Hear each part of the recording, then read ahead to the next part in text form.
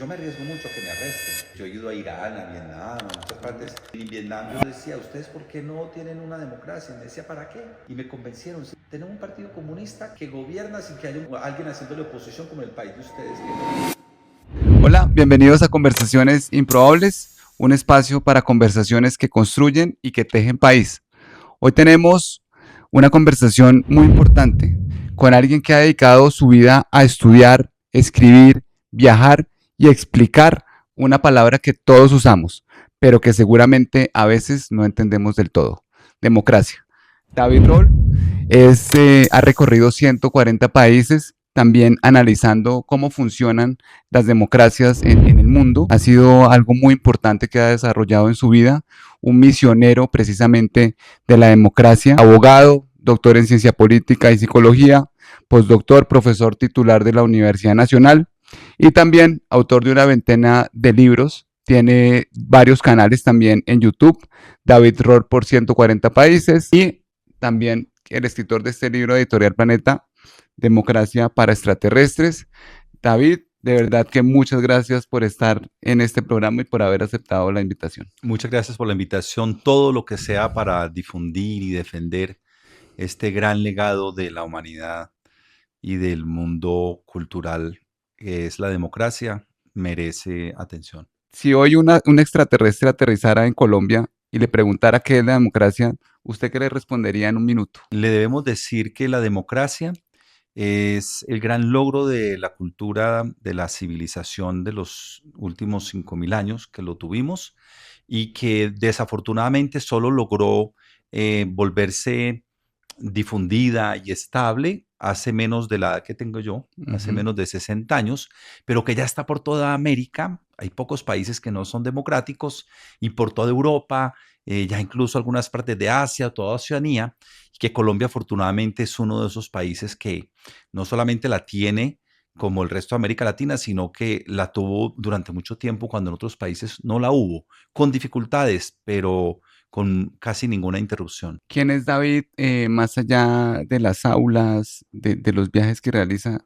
Explícanos un poco ese David. Pues yo vengo de Medellín, donde vengo de una familia muy negociante por el lado paterno, pero por el lado materno de un abuelo que fue profesor, historiador también, Ujú. viajero también, incluso rector de universidades. Y tuve siempre ese dilema. De mí se esperaba, porque estudié Derecho, pues que me dedicara a los negocios, al ejercicio del Claro, derecho. claro.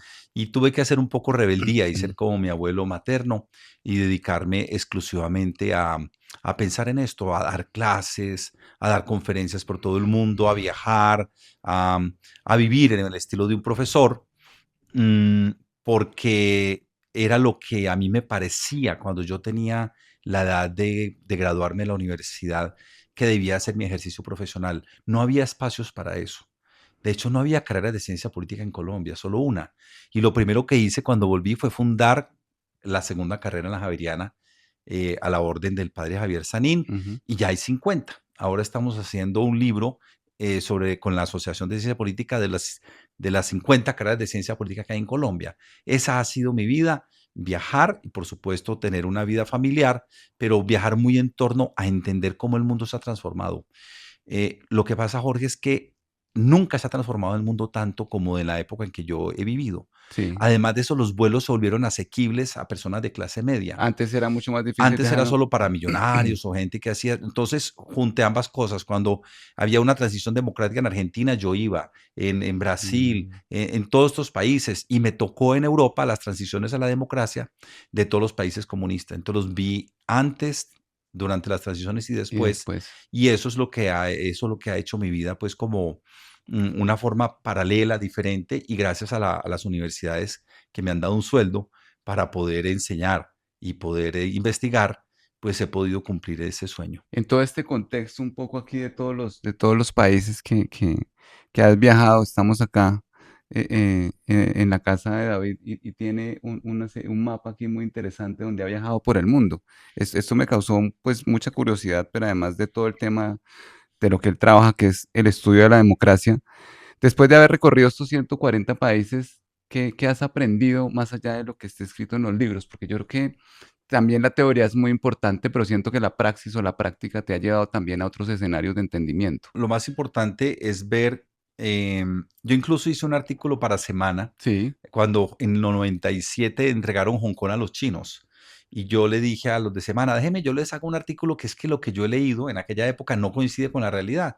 Y les hice un artículo llamado Los mitos sobre Hong Kong. Y yo decía, que salió publicado sí. también después, y le decía en Semana, no es que se va a volver comunista Hong Kong, China se va a volver capitalista y funcionó. Entonces uno viajando sí se da Mm, cuenta de esas realidades, ujú. sobre todo en el tema de la democracia, digamos, como viví las transiciones a la democracia en Europa del Este, definitivamente a estos países les cayó pues una bendición porque se transformaron, se volvieron otros países con esta democracia. Yo fui, los vi cuando eran comunistas, los vi cuando estaban en la transición, los veo ahora y es increíble cómo la democracia sí es una gran bendición. Lo que pasa es que sí es muy atacada.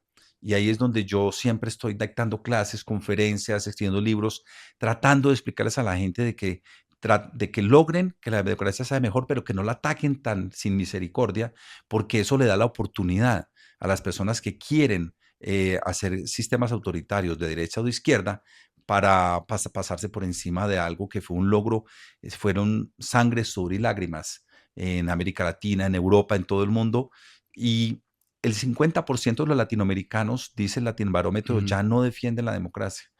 Y entonces a mí eso no me convence. Yo voy, dicto clases en varios países, por todo Colombia, me voy donde los arhuacos, donde los hijos de los inmigrantes en Cúcuta, por todo el país voy y voy con mis propios recursos. No me gusta pedirle a ninguna fundación que me financie, ni a los anfitriones, ni a mi propia universidad con mis recursos. Voy y lo explico y lo que noto es eso, que la gente necesita saber más de la dificultad que tuvimos de tener esta democracia, de lo precioso que es tenerla en el mundo donde la hay y que tenemos que ser como más sensatos frente a su manejo. De esta experiencia de haber recorrido 140 países analizando su democracia en sí mismos, ¿cuál fue ese momento? Yo sé que seguramente hay muchos momentos que se te vienen a la memoria, pero ¿cuál fue un momento muy específico que tú puedas contarnos hoy que te haya marcado, que te Pues, haya conmovido? pues mire, yo estudiaba un doctorado de procesos de cambio y transición político en la Universidad Complutense, tenía una beca y estudiaba un doctorado y era sobre las transiciones políticas de América Latina, que eran de derecha a democracia, y del sur de Europa, España, Grecia y Portugal. Y era una universidad con una tendencia ideológica pues marcadamente de izquierda, y yo me atreví a preguntar que cuándo los países comunistas se iban a volver democracias. Y el profesor, en un silencio absoluto, me miraron feos todo el mundo y el En la profesor me clase. dijo, en 200 años, creo que la semana siguiente cayó el muro de Berlín. Entonces el momento más simbólico Sí, fue cuando cayó el muro de Berlín ajá. y yo fui Estuviste allí en ese y momento. fui y saqué un pedazo del muro, por ahí lo tengo exhibido en mi Ajá. casa, con la fotografía, con la visa. Ese momento en que yo saqué ese pedacito de muro, yo sabía que estaba siendo testigo de una transformación mundial muy importante y decidí que la iba a presenciar y me fui a todos los países de la ex Unión Soviética y a todos los países del Pacto de Varsovia y a todos los países comunistas. Todavía no he podido entrar a Corea del Norte, pero he podido ir a todos y ver esa transformación. Creo que ese fue el momento cuando, cuando partí ese muro para tomarme la foto, que era lo que hacía.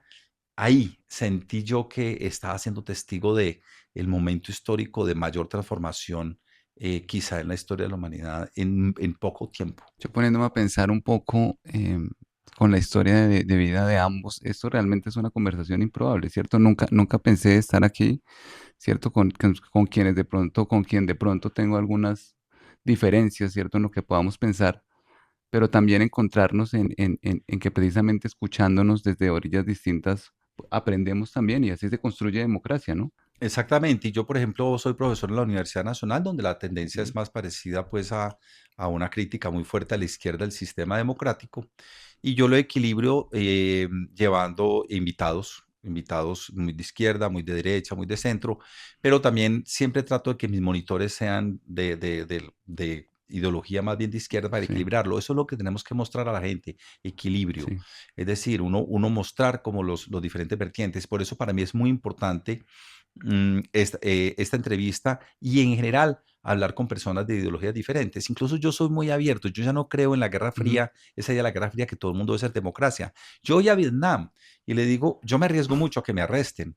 Yo he ido a Irán, a Vietnam, a muchas ujú. partes y en Vietnam yo decía, ¿ustedes por qué no tienen una democracia? Y me decía, ¿para qué? y me convencieron, sí, tenemos un partido comunista que gobierna sin que haya un gobierno o alguien haciéndole oposición como en el país de ustedes que no dejan gobernar. Y encima nos dejan hacer negocios, porque ya el comunismo se volvió capitalista, entonces no lo necesitan. También fui a Brunei y yo también de meter la pata digo, oiga, ¿por qué no hace una democracia acá? Que me pueden arrestar. Brunei es un reino pues muy rico. Sí, Y me decía, si a usted se le cae un lapicero de metal al suelo, sale petróleo. Nosotros no necesitamos democracia. Aquí nos dan todo, salud, educación, vivienda, comida, no necesitamos democracia. Entonces, digamos que no soy un fanático de que todo el mundo tenga que volver democrático, pero sí estoy muy obsesionado ujú, con que este tesoro, la democracia, hay que defenderlo.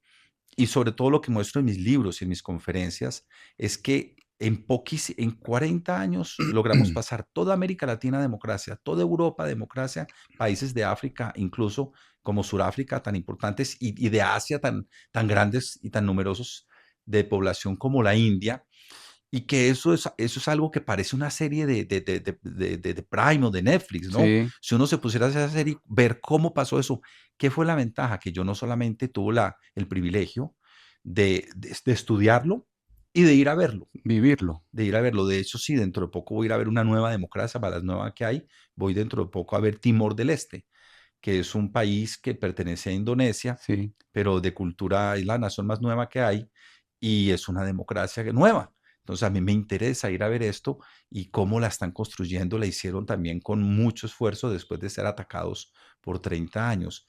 Entonces ser testigo de esto, como si lo estuviera viendo por televisión, es un privilegio que yo quiero compartir. Por eso tengo mi canal Democracia para Extraterrestres, por eso escribo libros sobre, y yo escribo para, a veces para Semana, para El Tiempo, Ujú. para Credencial, de cómo el mundo va cambiando, pero lo más importante es que doy conferencias y las doy gratis en todo el mundo, mostrándole a la gente cómo se llama. La conferencia me llama Del Big Bang hasta hoy, la historia de la democracia.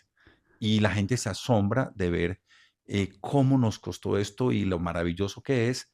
Y las nuevas generaciones, sobre todo, no han entendido que les dejamos, los que nacieron después del 2000, que realmente les dejamos un mundo mucho mejor de lo que ellos piensan, sobre todo en términos de democracia, y que estos problemas que se andan presentando no les pueden causar una desazón tan grande como para desear regímenes autoritarios. Eres precisamente un misionero de la democracia. En este contexto, digamos, ¿cómo escoges a qué país vas? ¿Cómo los vas organizando? Porque ya son 140 países. ¿Cómo vas organizando tus viajes? Yo también voy, digamos, no O siempre voy a planificando, sí. países de democracia, voy a países autoritarios y Ujú, como digo, ya a veces hasta en Irán una vez que fui yo vi que me fueron a revisar las fotografías en esa época que sí. había hecho, pero yo básicamente lo que hago es mi pasión de conocer el mundo, pero la relaciono con dos cosas. Primero con la democracia, pero también entrevisto colombianos. Tengo libros Mm, sobre migraciones, he entrevistado por ahí 500 colombianos en 30 países y hablo mucho con ellos, entonces también en función de eso lo hago. mm. Básicamente son los que van faltando. Ahora Timor del Este, porque es un país nuevo, pero para dar las conferencias me invitaron, por ejemplo, hace poco al Tribunal Supremo Electoral de Costa Rica, que Ah, fue, estuviste en Costa Rica en el tribunal. ellos fueron los que, el instituto que me invitó, yo siempre pago mis pasajes, a mí no me gusta vivir de la democracia, quiero yo aportarle a la democracia. Ellos me convidaron y yo les di una conferencia a darle a la democracia. Ellos cuando se acabó la dictadura, Sí. quitaron el ejército y pusieron a ese tribunal. Y ir a hablar allá es muy bueno. Fui a Salvador, acabo de estar en Salvador, donde hay una coyuntura como complicada. Sí. Dentro de una semana estoy en Chile, donde también están en unas Sí, discusiones bien es interesantes. pesado. Y así he ido pues a varios países y a muchas partes de Colombia, incluso partes de Colombia donde nadie iría pues a hablar de democracia. Precisamente, ya aterrizándolo en nuestro país, en Colombia, un país que está sumamente polarizado, yo quisiera preguntarte, ¿qué te ha marcado? Hay muchos territorios de la Colombia profunda donde ni siquiera el Estado llega por dificultades de violencia y otras. ¿Cómo ha sido un poco resumido este proceso democrático o de la construcción de democracia en Colombia? Bueno, una cosa que los jóvenes deben saber siempre son las cosas positivas. Es Sí. decir, la juventud piensa que le dejamos también un mundo malo y un Ujú. país malo, pero tienen que saber que nuestra Constitución 91 fue una constitución muy importante. Tienen que saber que eh, por todas las controversias que hay, el acuerdo de paz tuvo un momento importante en el país y que hay una división de poderes muy clara, que ha Ujú. logrado tener unas diferencias, digamos, notables con otros países donde no es eso tan especial. Así que la democracia de Colombia siempre tuvo como un apellido. Como tuvimos el Frente Nacional, se llama Sí, democracia limitada, restringida, no sé qué, y cada vez ha ido perdiendo sus apellidos, pero los jóvenes no lo saben. Ya no podemos hablar de una democracia restringida ni una democracia controlada, pero hay unos problemas gravísimos en el mundo y en Colombia, sí. unos problemas de ordenamiento territorial, sobre todo de monopolio de la violencia física que la debe tener el Estado. Así que pido, no solamente respecto al mundo, sino de Colombia, miremos lo que sí hay. Eh, a veces, a veces deseamos lo que no, lo que es peligroso desear algo que de pronto no es tan bueno. Queríamos un sistema multipartidista porque nos parecía el bipartidismo muy malo y nos metimos ahora en una situación de pluripartismo muy complicada. Decíamos que los partidos eran demasiado parecidos y que qué bueno que se diferenciaran y ahora estamos aburridos porque están polarizados. Pero eso es lo que queríamos, que fueran diferentes. Entonces, yo lo que pido sobre todo es serenidad ante esto y que nos escuchen, que lean los libros, que vean nuestros canales y que construyan sobre todo. Yo no les voy a decir a los jóvenes, ahí les dejo la casa pintada, pero sí les voy a decir, les dejamos algo, creo que ustedes tienen que buscar. Y los jóvenes son los que tienen que encontrar las fórmulas para solucionar la bipolaridad, que no está solamente en Colombia. Ellos, yo creo que la gente de mi edad no, van a ser los jóvenes los que encuentren la manera de conversar, pero sí les toca a ellos. David, aquí tenemos este libro que escribiste con Planeta que se llama Democracia para extraterrestres. Hay una pregunta que me surge, digamos, lo estuve viendo. ¿Y cómo decidiste escribir este libro como si le estuvieras contando a un extraterrestre la democracia? Yo tuve una columna en el periódico El Mundo de Millén 10 años sobre democracia, solamente era muy pedagógica, no me gusta opinar. Ujú. De hecho, en las elecciones nunca opino. Y entonces, a raíz de eso, cuando fui creando un canal que se llamaba así, los estudiantes de la Nacional no tenían Wi-Fi, entonces no tenían pues acceso a Internet todo el tiempo, entonces ya las clases se las empezó a poner en un canal. Yo no Sí, sabía de canales y le puse ese nombre porque todo el mundo estaba regando la entonces yo, pongámoslo para todo el mundo y para que la gente, y de pronto se llenó el canal de visitas. sí. Y entonces ahí fue donde Planeta me dijo, oiga, ¿por qué no convertimos esas cosas del canal que ha tenido esas visitas Ah, en un libro?